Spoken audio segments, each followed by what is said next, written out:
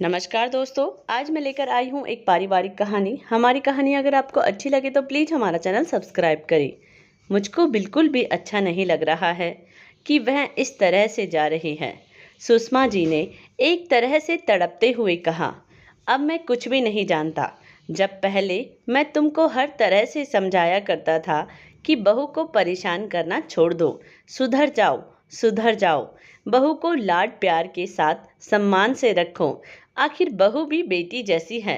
लेकिन तब तो तुमने मेरी एक भी नसीहत नहीं मानी। काश बहू के बारे में पहले सोचा होता, लेकिन अब तो उसका परिणाम भुगतना ही पड़ेगा। रामू जी ने दाढ़ी बनाते हुए कहा। हालांकि बुरा उनको भी लग रहा था कि इकलौते बेटे ने अपनी माँ की जातियों से परेशान होकर अपनी पत्नी के साथ अलग रहने का फैसला कर लिया था। लेकिन वह भी मजबूर थी, क्योंकि बहुत रोकने के बावजूद भी सुषमा जी अपनी आदतों में बदलाव नहीं ला पाई थी और अब पानी सिर से ऊपर निकलने लगा था। प्लीज आप आखिरी बार मेरा साथ दे दीजिए। मैं वादा करती हूँ कि मैं अपनी आदतों को पूरी तरह से बदल कर दिखाऊंगी। अपनी बहू अनामिका को अपने कमरे से बाहर अपना सामान निकालते हुए देखकर सुषमा जी का कलेजा एकदम से निकल गया। वैसे भी बहुत बुरा तो लगेगा ही, घर में सिर्फ वही पति पत्नी रह जाएंगे। पहले तो वह तीन ही लोग घर में थे, लेकिन बहू अनामिका के आने से घर में चहल पहल हो गई थी। जब अनामिका की पायल की आवाज घर में खनकती थी तो घर उसकी खनक से गुंजायमान रहता था। लेकिन अब क्या होगा? सुषमा जी के पति रामू जी ने तो साफ शब्दों में कह दिया, देखो मैं तो अब क्या कर सकता हूँ।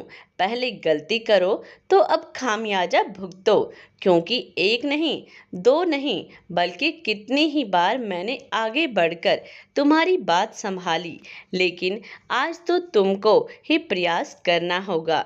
रामू जी ने बिल्कुल साफ परिस्थितियों से हाथ झाड़ते हुए कहा, फिर से कोशिश करके देख लेती हूँ।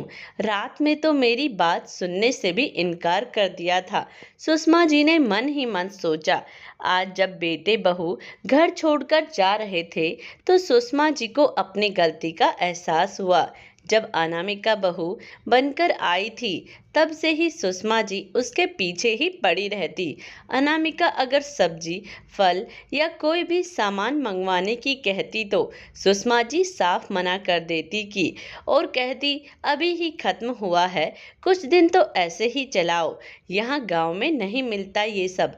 अनामिका के लिए सब्जी तक नहीं ला कर देती। सुषमा जी के बेटे का अभी शादी से 2 महीने पहले ही दूसरे शहर में ट्रांसफर हुआ था।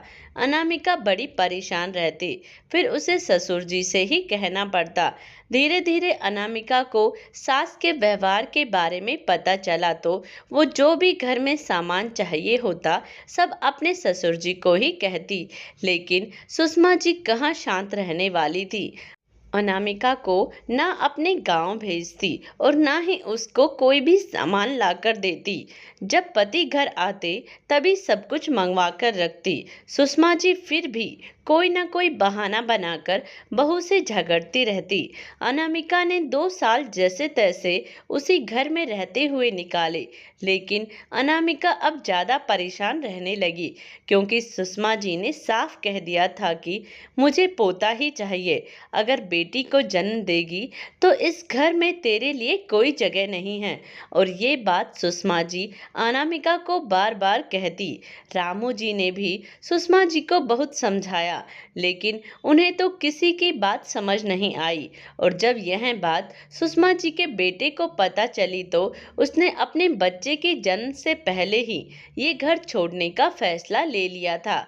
और आज जब बेटे बहू जा रहे हैं तो सुषमा जी को पुरानी बातें याद करके बहुत पछतावा हो रहा है। और सुषमा जी आखिर हिम्मत कर बेटे बहू के पास गई और कहा, मुझे माफ कर दो बहू, बेटा मेरे साथ इतना बड़ा अन्याय ना करो, यह घर छोड़कर मत जाओ। मैं तुम दोनों के बिना जीने की सोच नहीं सकती, मर जाऊंगी मैं तुम्हारे बगैर। सुषमा जी ने अपने बेटे के सामने हाथ जोड़ते हुए कहा, अब से एक भी शब्द बहू को उल्टा सीधा नहीं बोलूंगी बेटा। एक माँ का मान रख लो, अपना फैसला बदल दो। सुषमा जी रोते हुए घुटनों के बल बैठ गई और अनामिका के आगे अपनी झोली फैला दी। मम्मी जी, हम लोग कहीं नहीं जा रहे हैं। ये तो जिद पर अड़े थे, लेकिन मैंने तो साफ मना कर दिया था।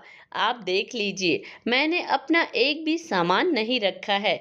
यह तो हम अपने कमरे की थोड़ी सफाई कर रहे थे।